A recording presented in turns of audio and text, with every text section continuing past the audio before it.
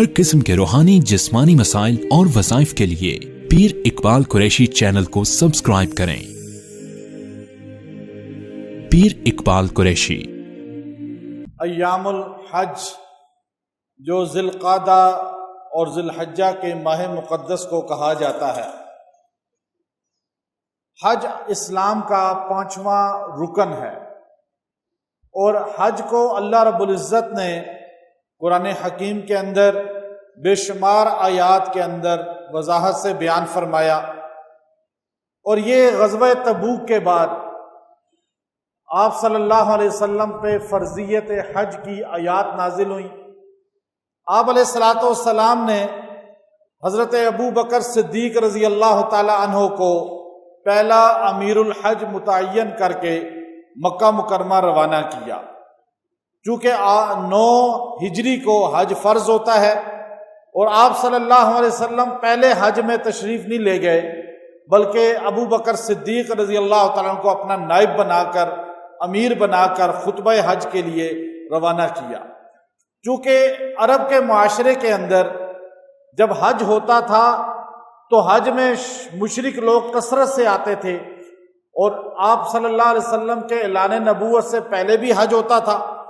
اب اس میں مشرک آتے تھے بڑی تعداد میں، اور مینا میں، عرفات میں، مینا سے پہلے بازار عکاظ میں جو خالی جگہ ہے آج، اس میں اپنے خیمے لگا کر پوری رات قصے سناتے تھے، اور ایک دوسرے کی خاندان کی خامیاں اور اپنے خاندان کی بڑائی کو بیان کرتے تھے۔ آپ صلی اللہ علیہ وسلم نے حج فرض ہو گیا، مکہ فتح ہو گیا۔ اب مکہ کے فتح کے بعد حج فرض ہوا، جب مسلمانوں کے پاس ایک قوت آ گئی، ایک سٹیٹ آ گئی۔ اب حج کرنا ہے مکے میں، اور مکہ کافروں کے پاس تھا، حج فرض نہیں ہوا۔ جیسے ہی 8 ہجری میں مکہ فتح ہوا، 9 ہجری کو حج فرض ہو گیا، اور آپ علیہ الصلوۃ والسلام خود حج پہ چلے جاتے تو قیامت تک مسلمان کہتا، جو عقیدے کا کمزور مسلمان تھا، کہ آپ صلی اللہ علیہ وسلم حج پہ گئے اور وہاں مشرک موجود تھے، اب مشرک مسجد میں آ سکتا ہے، بیت اللہ میں رہ سکتا ہے، مکے کی حدود میں قیام اختیار کر سکتا ہے، لیکن آپ صلی اللہ علیہ وسلم نے خود نہیں حج کے لیے ہجرت کی، خود تشریف نہیں لے کے گئے، بلکہ صحابہ میں سے چند صحابہ کو ابو بکر صدیق رضی اللہ عنہ کی معیت میں بھیجا۔ اب مکہ چونکہ مسلمانوں کے پاس تھا، اس لیے خطبہ حج بھی ابو بکر صدیق نے دیا، اور حج بھی ہوا مسلمانوں کے طریقہ پر۔ لیکن ایک چیز کا تھوڑا سا بیچ میں شک تھا کہ عرب کے لوگ مہینوں کو آگے پیچھے کر لیتے تھے۔ عرب کے لوگ کیا کرتے کہ ذی الحجہ ہے، محرم ہے، ذی القعدہ ہے، یا رجب کا مہینہ ہے، ان مہینوں میں لڑائی نہیں کرنی، قتل نہیں کرنا، کسی کے ساتھ جنگ نہیں کرنی۔ عرب کے لوگ کیا کرتے تھے کہ جب رجب کا مہینہ آتا اور کسی قبیلے پہ حملہ کرنا ہوتا تو کہتے اب رجب نہیں ہے، یہ شوال ہے، اس کو شوال کہہ دیتے تھے، اور دوسرے قبیلے پہ حملہ کر دیتے تھے۔ پھر حج کا مہینہ ہوتا ذی الحجہ کا تو کہتے نہیں ذی الحجہ نہیں ہے، ابھی محرم ہے، ذی الحجہ اگلے مہینے ہوگا، حج اگلے مہینے کریں گے۔ اپنی مرضی سے تبدیلی کرتے تھے مہینوں میں۔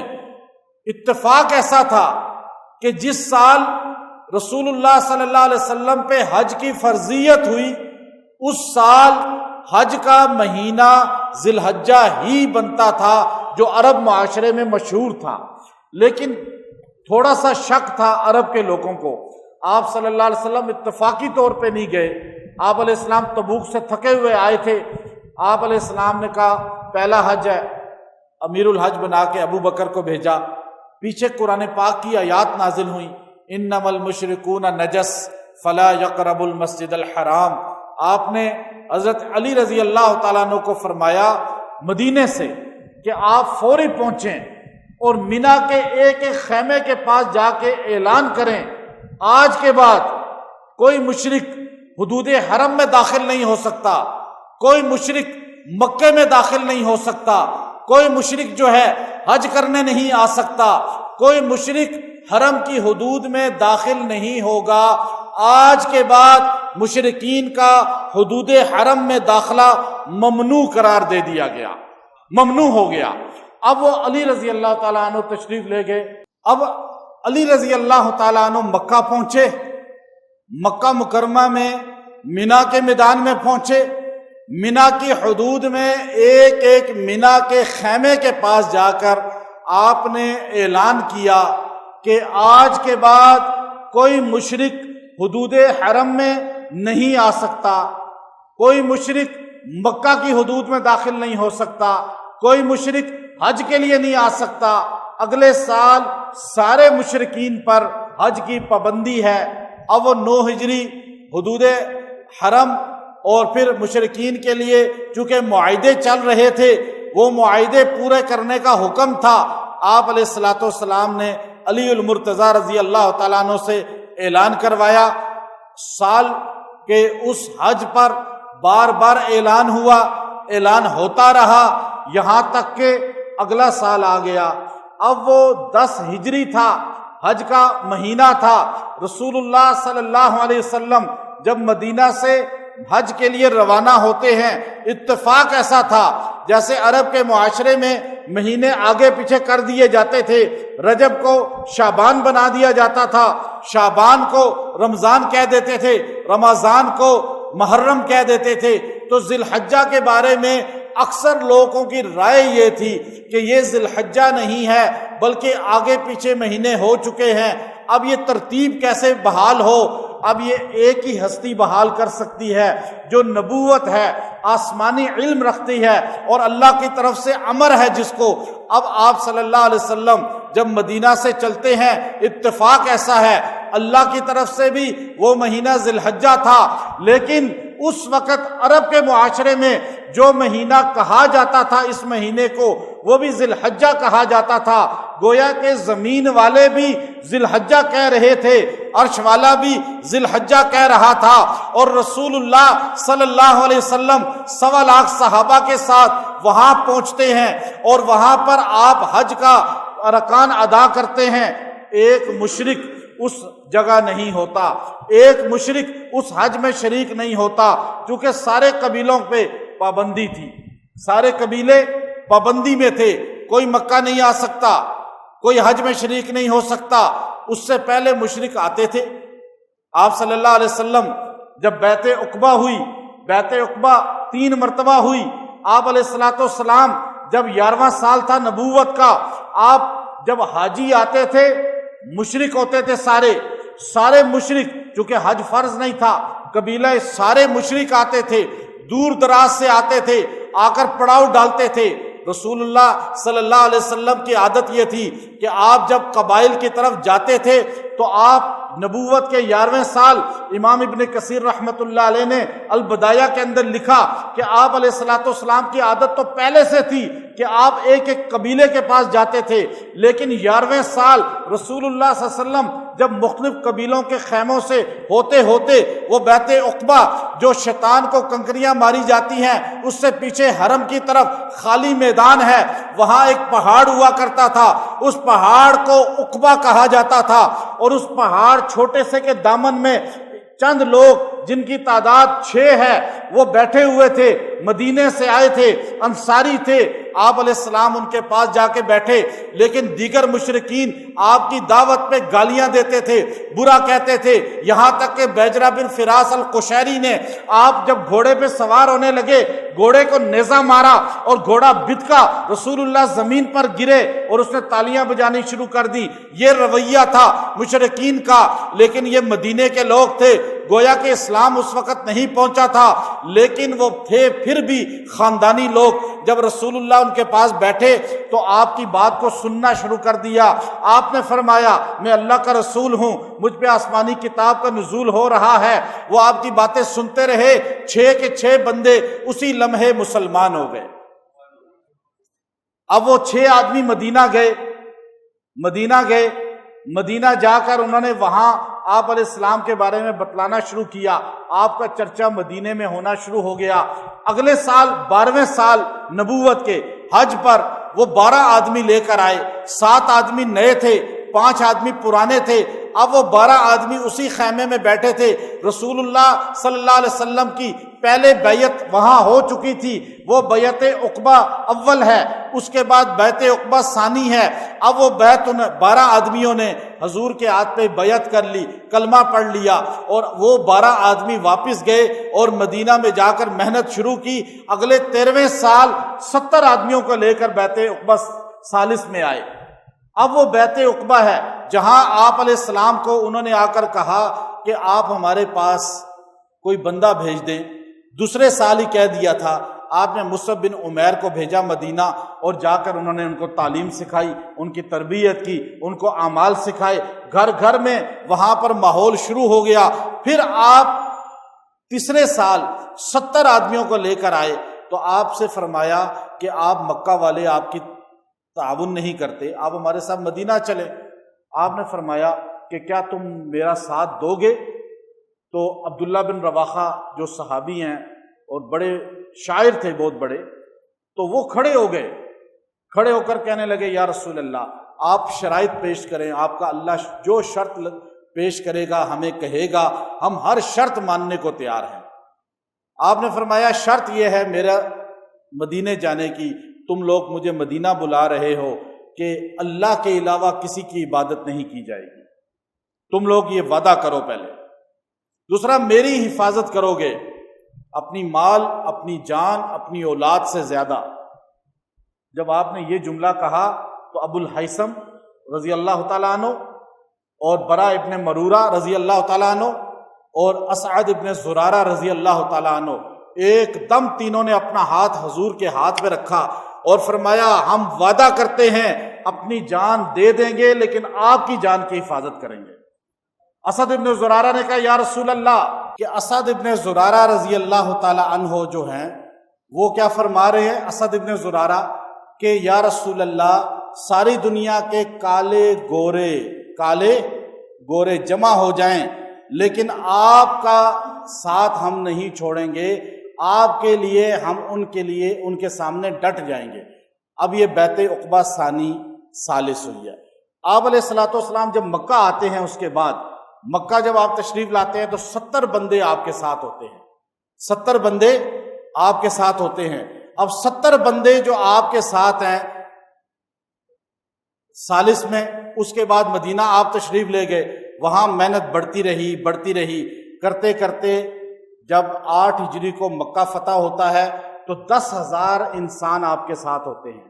اس کے بعد آپ تبوک پہ جاتے ہیں، آپ کے ساتھ جو ہے تعداد بڑھ جاتی ہے، یہاں تک کہ 13ویں سال مکے میں کتنی تعداد تھی؟ ٹوٹل 50-60۔ مدینے کے 10 سال بیچ میں لگائیں، وہ 10 سال تعداد بڑھی، چونکہ مدینہ والے آئے تھے، اب انہوں نے آ کر ایسی محنت کی کہ تعداد بڑھتی گئی۔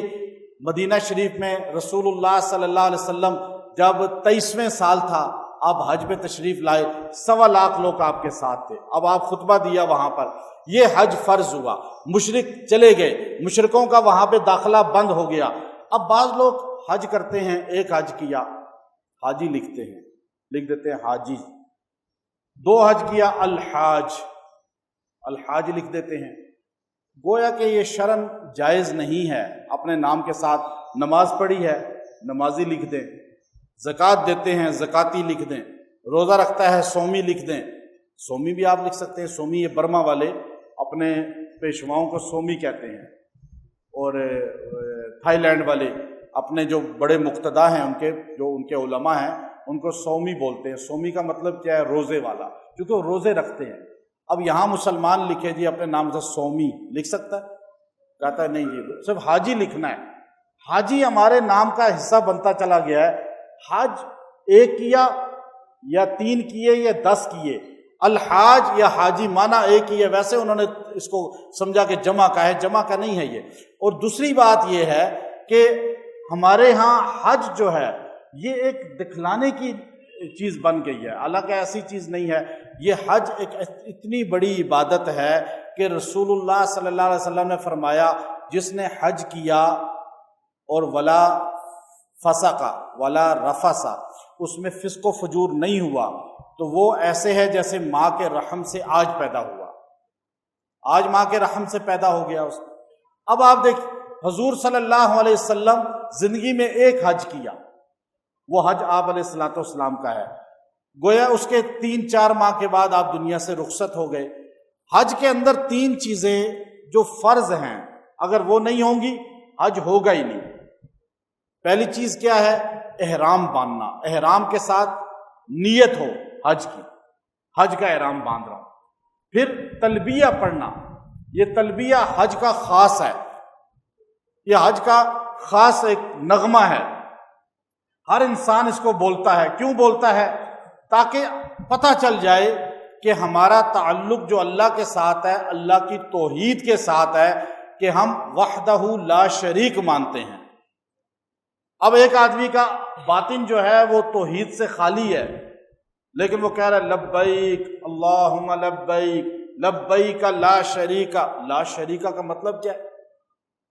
اب وہ جا کے سجدہ قبر پہ کر رہا ہے، سجدہ درختوں کے آگے کر رہا ہے، مشکل کشا کئی کس کس کو مانتا ہے، اور کہہ رہا ہے لا شریک۔ تو معنی کیا ہے لا شریکہ؟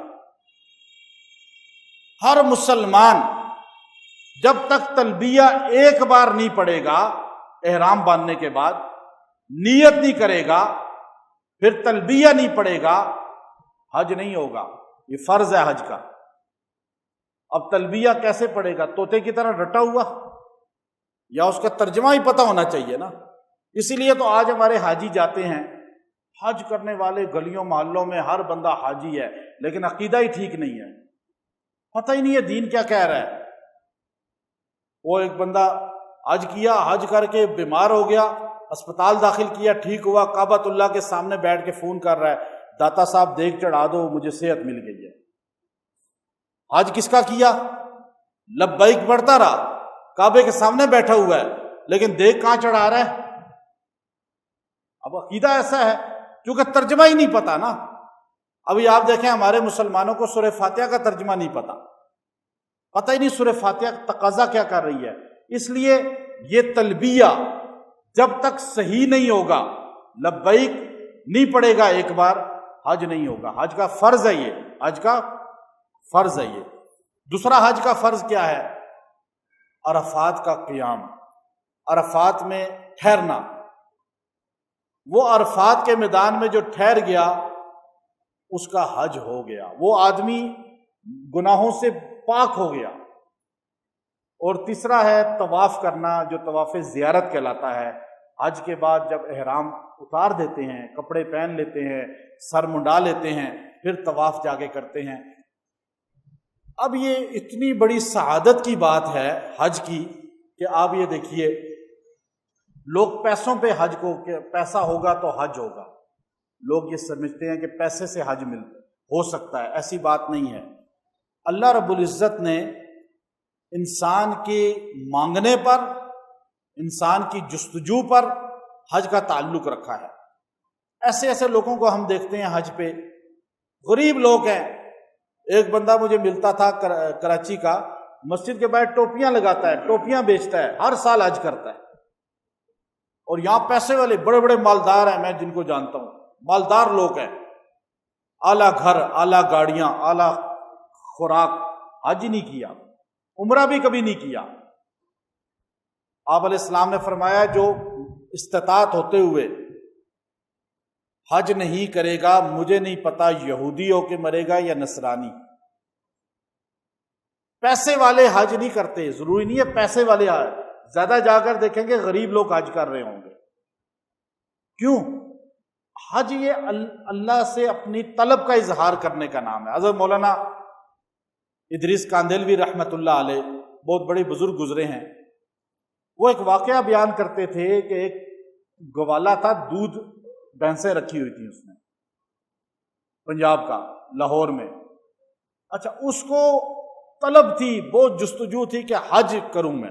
وہ زمانہ تھا 1940-50 کا زمانہ ہے یہ، اور غربت تھی، پھر بحری جہاز جاتے تھے، 6 ماہ پہلے جا کے وہاں بیٹھنا پڑتا تھا، عمرے کا اتنا تصور نہیں تھا، حج کا تصور تھا۔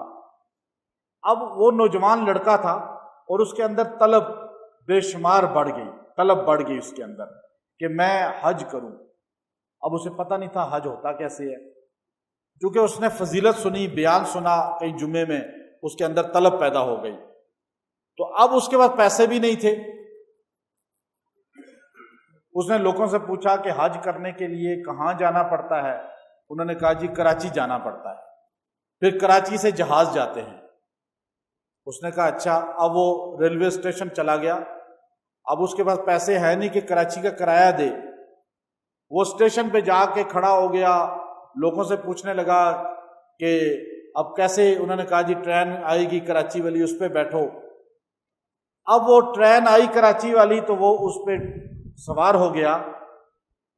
جو ٹکٹ والا تھا وہ اس کو دیکھ رہا تھا پہلے سے کہ یہ کھڑا ہوا ہے اس طرح، عجیب حلیہ ہے اس کا، بالکل جیسے غریب تر آدمی تھا۔ تو اس نے پوچھا ٹکٹ ہے؟ اس نے کہا میرے پاس تو ٹکٹ ہی نہیں ہے، پیسے بھی نہیں ہیں۔ کہا پھر کدھر جا رہے ہو؟ کہا کراچی جا رہا ہوں۔ کیوں جا رہے ہو؟ حج کرنا ہے، وہاں سے میں نے جانے کی نیت کی ہوئی ہے۔ تو اس کے دل میں ایک محبت آ گئی کہ حج کرنا چاہتا ہے، آگے لے کے تو اللہ ہی جائے گا، چلو میں اس کو تھوڑا تعاون کر دیتا ہوں۔ اسے کہا کہ تم ایسے کرو کہ میرے جو سیٹ ہے اس کے ساتھ جگہ خالی ہے، وہاں تم بیٹھ جاؤ، میں اپنے ڈبے میں تمہیں بٹھا لیتا ہوں۔ اس کو وہاں بٹھا دیا اور یہ کراچی پہنچ گیا۔ اب کراچی پہنچنے کے بعد اب یہ اترا، اب پھر رہا ہے، اس کو نہیں پتا کہاں جاؤں۔ لوگوں سے پوچھ رہا ہے حج پہ جانا ہے تو کہاں سے جائے گا؟ انہوں نے کہا، کچھ لوگوں نے بتایا کہ مدینۃ الحجاج ہے، وہ ایک جگہ بنی ہوئی ہے، وہاں سارے حاجی اکٹھے ہوتے ہیں، بحری جہاز وہاں سے جاتے ہیں۔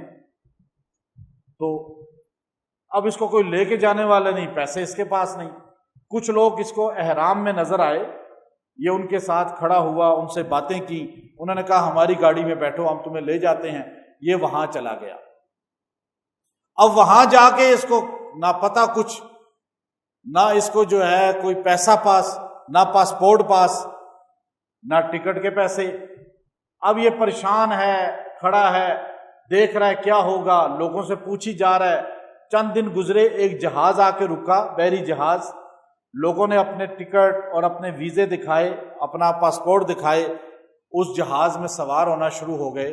تو اس کو سمجھ لگ گئی کہ پاسپورٹ کوئی بنتا ہے کاغذ سا، اس کے ذریعے جایا جاتا ہے۔ اب اس نے جو سامان اٹھانے والے کلی تھے، سرخ لباس پہنے ہوئے، ان میں سے ایک کو اپنی باتوں میں دوست بنا لیا۔ اس کو کہا کہ تم پیسے لے لیا کرو بندے سے اور اپنی جیب میں رکھ لیا کرو، سامان مجھے اٹھانے دیا کرو اور اپنا لباس مجھے دے دو، میں سامان اندر رکھتا رہا کروں گا۔ یوں یہ سامان اندر رکھنے لگا اور پیسے وہ لیتا تھا اور یہ سامان اٹھاتا تھا۔ یوں ایک جہاز آیا، اس نے سامان رکھتے رکھتے وہاں اندر جا کے بیٹھ گیا اور وہاں سے کپڑے جو ہے اس نے کسی کے ہاتھ واپس اس کی طرف بھجوا دیے، اور یوں یہ جہاز کے اندر سوار ہو گیا بغیر چیکنگ کے، چونکہ وہ چیکنگ کے بغیر سامان لے کے جاتے تھے۔ اب اس کے پاس جہاز میں اتنے 100 بندے تھے، کسی کو پتہ ہی نہیں کہ کون بغیر اس کے ہے۔ یہ چلتا رہا 10-12 دن کے بعد جہاز جب جدہ کے قریب پہنچنے لگا تو اس نے ایک دوست بنا لیا تھا، اس کو کہا کہ تم جب جدہ پہ رکے تو تم نے مجھے فوراً بتانا ہے۔ اس نے اس کو بتایا۔ جب جدہ میں جہاز رکا تو اس نے کیا کیا، اب یہ پکڑا جاتا اگر وہاں سے چیکنگ ہوتی، اس نے وہاں سے جہاز کے اوپر جا کے پانی میں چھلانگ لگا دی اور دل میں کہنے لگا اے اللہ، پیسے بھی نہیں ہیں، کوئی میرے پاس اجازت نامہ بھی نہیں ہے، تیرنا بھی نہیں آتا ہے، لیکن میں آیا ہوں حج کرنے کے لیے، کعبہ کو دیکھنے کے لیے۔ اب جب کعبے کو دیکھتا ہے نا بندہ، جب پہلی بار، بندے کی ایسی کیفیت بن جاتی ہے کہ آپ یہاں بیان ہی نہیں کر سکتے۔ ہم بار بار جاتے ہیں لیکن جب کعبۃ اللہ کو جا کے پہلی بار، آج دیکھا پھر کل پہلی بار جا کے دیکھتے ہیں تو اس وقت بھی کیفیت چینج ہو جاتی ہے۔ تو اب یہ وہاں سے اس نے چھلانگ لگائی۔ اب ہوا یہ کہ چونکہ ساحل قریب تھا، تیرنا تو آتا نہیں تھا، یا آخر ہاتھ پیر مارتے مارتے کچھ مدوش سا ہو گیا، پانی پیٹ میں چلا گیا، لیکن کنارے پہ جا کے گر گیا، لہروں نے اس کو پھینک دیا۔ 3-4 گھنٹے پانی نکلا، یہ ٹھیک ہوا، اور اس کے بعد جو ہے اس کا پانی بھی ناک سے نکل آیا اور یہ ہوش میں آیا۔ اب یہ اٹھ کے بیٹھا، اس نے دیکھا کہ یہاں تو جہاز نظر آ رہا ہے اور سامنے جانگلہ ہے، اور جانگلے کے سامنے ایک گھر بنا ہوا ہے۔ اب وہ گھر جو ہے، اس گھر کے اندر جو ہے نا اس کو کچھ بندے نظر آئے۔ تشریف لائیں، تشریف لیں، تشریف لیں، بیٹھیے آپ۔ السلام علیکم، خیریت سے ماشاء اللہ، ٹھیک ہے۔ اب اس نے کیا کیا کہ اس نے وہاں سے دیکھا کہ ادھر جہاز ہے اور جہاز کی ہو رہی ہے تلاشی، بندوں کی چیکنگ ہو رہی ہے، اور یہ ادھر سے نیچے کھڑا ہے اور یہ دیکھ رہا ہے کہ اب جانگلہ ہے اس طرف، اور سامنے جو ہے جو جہاز کا کپتان ہے، جو انچارج ہے، اس کا گھر ہے۔ اس گھر کے باہر ایک تماشا ہو رہا ہے۔ وہ تماشا کیا ہو رہا ہے کہ اس کے گھر میں ایک بچہ پیدا ہوا۔ وہ 60-70 سال پرانی بات ہے، عربوں کے ہاں یہ دودھ کا بھی ڈبے نہیں ہوتے تھے، یہ کوئی دودھ نہیں ہوتا تھا، اور اب اس کو ماں کا دودھ پورا نہیں آیا تو ڈاکٹرز نے کہا کہ گائے کا دودھ اس کو پلاؤ۔ ایک گائے باندھی ہے اور 2 سعودی جو ہے وہ عرب لوگ اس کا دودھ نکالنے کے لیے گائے کو پکڑ رہے ہیں، ان کو طریقہ نہیں آ رہا اور گائے ان کو لاتے مار رہی ہے۔ اب یہ ادھر سے دیکھ رہا ہے، ادھر سے دیکھ رہا ہے، اور یہ خود چونکہ خاندانی یہ کام کرتا تھا، اس کو تو پورا تجربہ تھا، اس نے ان کو اشارے کیے اس طرح، تو ان لوگوں نے اس کی طرف دیکھا، اس نے یوں اشارے کیے سمجھانے کے لیے، وہ اس کی طرف آ گئے دونوں۔ اس نے ان کو سمجھایا کہ میں جو ہے اس کا دودھ چو دیتا ہوں، مجھے اس کا تجربہ ہے، سمجھایا اس کو اشاروں سے۔ اب وہ تو پھنسے ہوئے تھے، ان کو تو وہ بار بار اس سے مار کھا رہے تھے، تو انہوں نے جا کے اس کپتان کی بیوی کو بتایا کہ ایک اجنبی ہے اور وہ کہہ رہا ہے مجھے تجربہ ہے، آپ اپنے خاوند سے کہیں۔ اب وہ جہاز کا انچارج تھا، اس کو جب کہا گیا تو اس نے اس کو یہ گیٹ کھلوا کر جو جنگلے کا تھا، بغیر اس چیکنگ والے گیٹ کے، یہاں سے اپنے گھر لے گیا۔ اس نے جا کر فوراً وہ گلاس لے کر اس میں دودھ نکالنے کے چکروں میں تھے، ان کو تجربہ ہی نہیں تھا کہ اتنی بڑی بھینس ہے اور ایک گلاس دودھ اس سے نکالنا چاہ رہے ہیں، اور پھر اس کو کیسے۔ اب اس نے جا کے ان سے کہا جی بڑا برتن لے آؤ۔ اس نے پہلے ہی ہاتھ اس کی پشت پہ پھیرا تو وہ سمجھ گئی کہ کوئی ہے تجربہ کار آدمی، گائے وہیں کھڑی ہو گئی۔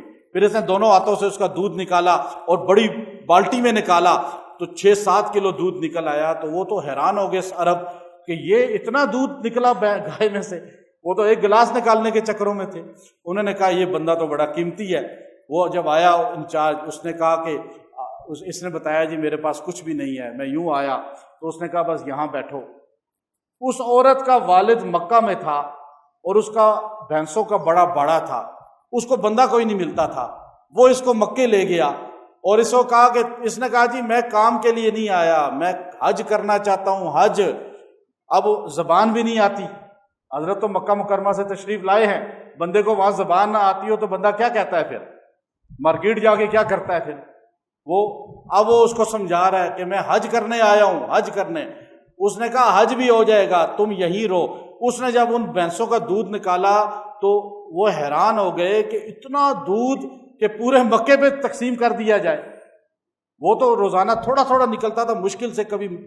آخر اس کو کہا کہ تیرے بچوں کو ہی بلا لیتے ہیں، اگلے جہاز میں وہ بھی آ جائیں گے، اور تو یہاں حج بھی کر اور یہاں گھر بھی دیتے ہیں، رہائش بھی دیتے ہیں۔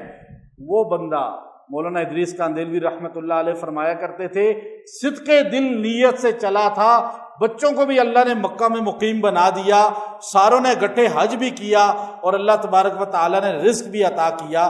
ہماری نیت سچی ہونی چاہیے۔ ہمارا جب تک نیت خالص نہیں ہوگی، حج کرنا ہے اللہ کو راضی کرنے کے لیے، کوئی بھی عبادت کرنی ہے اللہ کو راضی کرنے کے لیے۔ جب ہمارے ہاں نمود و نمائش داخل ہو جاتی ہے کہ لوگ ہمیں حاجی کہیں، لوگ ہمارے نام کے ساتھ لکھیں الحاج، لوگ ناراض ہو جاتے ہیں، جی آپ نے ہمارے نام کے ساتھ الحاج کیوں نہیں کہا؟ گھر کے باہر بڑا سا لکھواتے الحاج۔